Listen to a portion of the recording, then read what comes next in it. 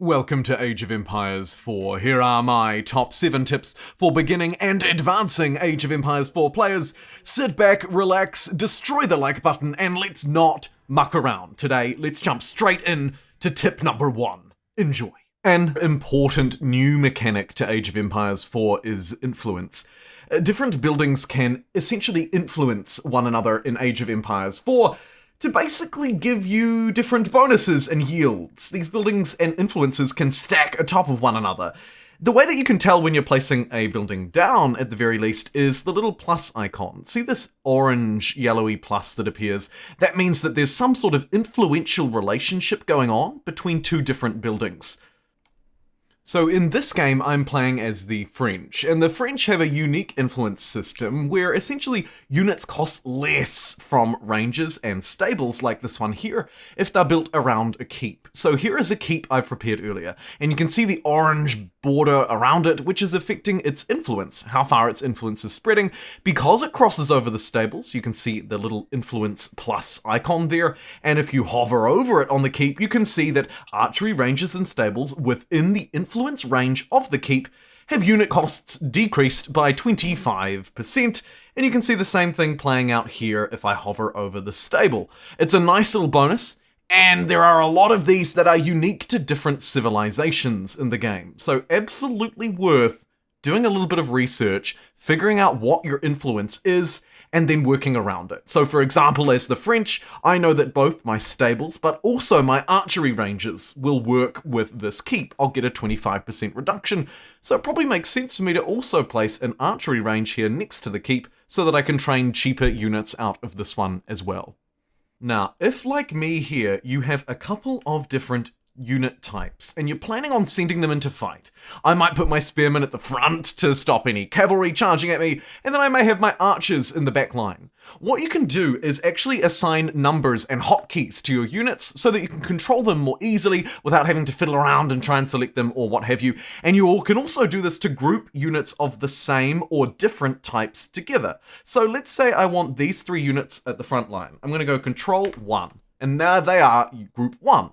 I'm going to select these and go Control 2.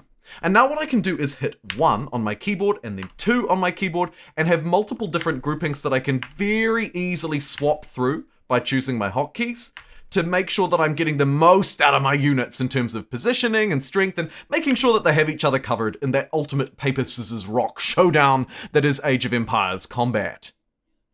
Another really important thing that you can do alongside this, new to Age of Empires 4, is actually position some units atop your stone walls and inside of your defensive buildings as well. So let's say I wanted to put some archers in here. I can select Group 2 and right click on this. It will store up to 5 of them. You can see there are now 3 archers inside of this outpost. If I want to send them out, I can just select them here and remove them.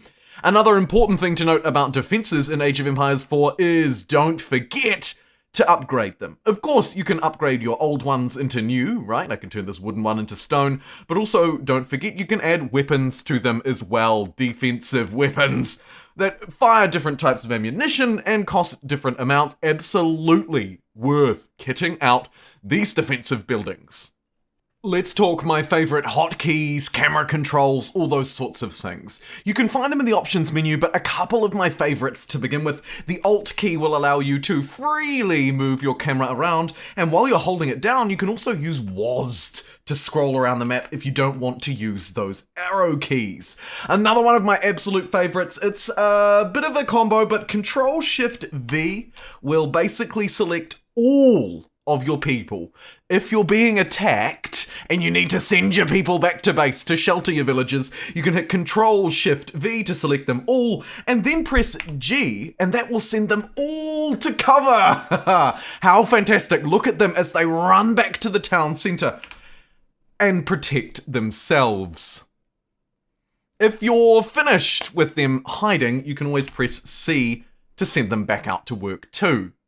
If you'd like to explore more of the hotkeys, and there are many, make sure you head into the game, options, select settings, you'll be instantly put into the controls panel, and you can actually go view remap controls and completely select a grid of keys for you to use on the keyboard, or you can jump to common keys and get a list here of anything you might ever need to use. A lot of these unit management ones are really handy as well. A couple of quick ones that I quite like, just for the purpose of this video, to show you a few extra tips and tricks here before we move on to the next one.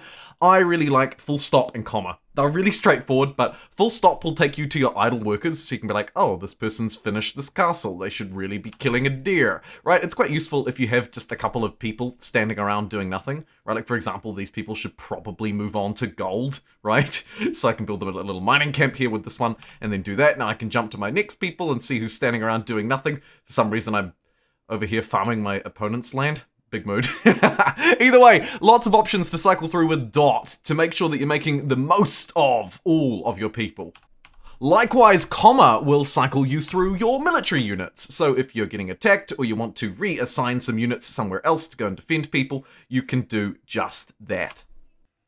Next up, in the heat of battle, while I stand here and let my ally do all of the work, I'd like to show you a couple of things to do with units, because I think you may not actually fully understand the numbers behind them, which basically impacts how effective they are. So, when you select a unit, you'll probably know down the bottom here you can see veteran spearman, and you can get a feel for how much health the unit has, how much armor it has, how fast it can move.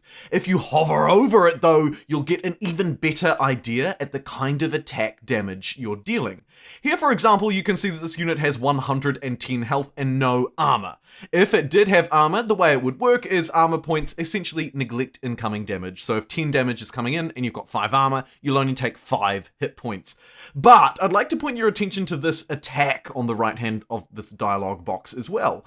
Yes, sure, I do 9 damage with my spear attack, but I actually do plus 18 against cavalry.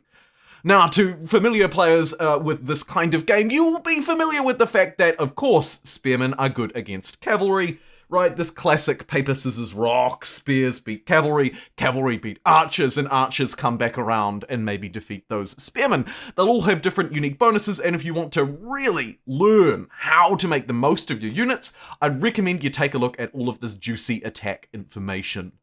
I should probably get back to the battle.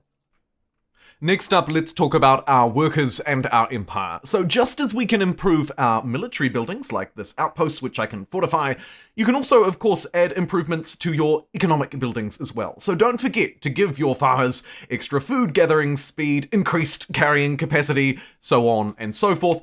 But also, more importantly, and really the crux of this tip, don't forget to keep stuff happening in your town center. Usually this means you'll want to have a few workers queued up to be ready to go. Also, don't forget you can have multiple town centers on the go, building multiple workers. It pays to have a lot of people.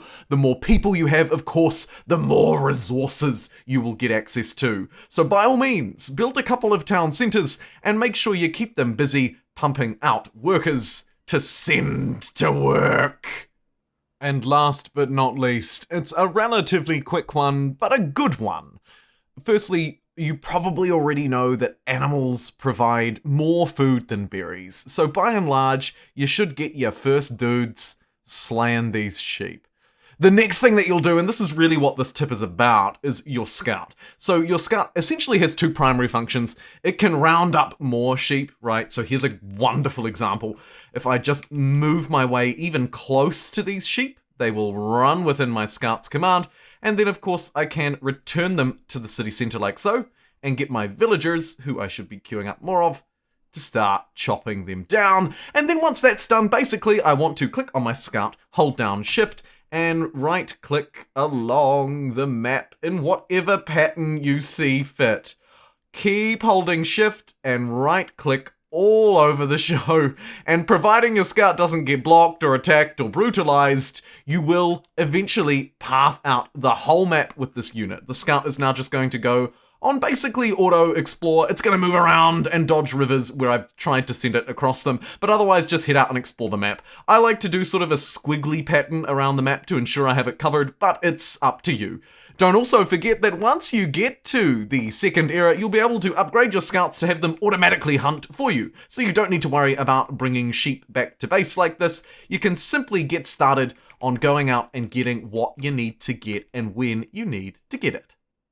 And you know what? I think that concludes this video of relatively beginner but hopefully useful tips for you in your conquests in Age of Empires 4. Thank you very much for watching this video. If you'd like more Age of Empires 4, I am only but happy to oblige. So do let me know if you'd like more Age of Empires content, perhaps some more advanced tips and tricks, and until then, I'll see you then. Take care and bye-bye.